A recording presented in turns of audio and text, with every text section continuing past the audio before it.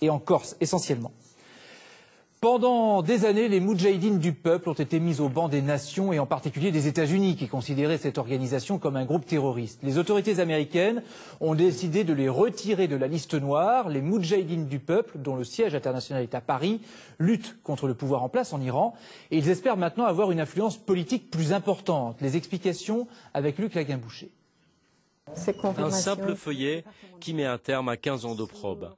Ce fax, envoyé par le département d'État américain, sort l'OMPI de la liste des organisations terroristes.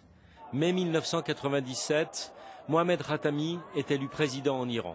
6 mois plus tard, en signe de bonne volonté à celui qui est présenté comme un réformateur, les États-Unis inscrivent l'OMPI, l'organisation des Moudjahidines du peuple d'Iran, ennemi juré de Téhéran, sur leur liste terroriste. Ils viennent de les en retirer sur injonction expresse de la justice.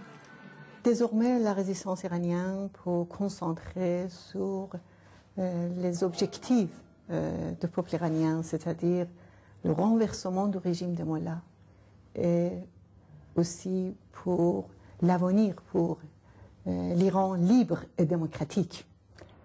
Car pendant 15 ans, la résistance iranienne a perdu son énergie à se défendre, comme en France en 2003. Quand la police lance la plus grande opération antiterroriste jamais menée après-guerre. Opération qui mènera notamment à des immolations et se soldera finalement par un non-lieu. À chaque fois, partout dans le monde, la justice sanctionne ceux qui, pour ménager l'Iran, vont leur coller l'étiquette terroriste. Nous étions sur la liste terroriste européenne, canadienne, australienne et américaine.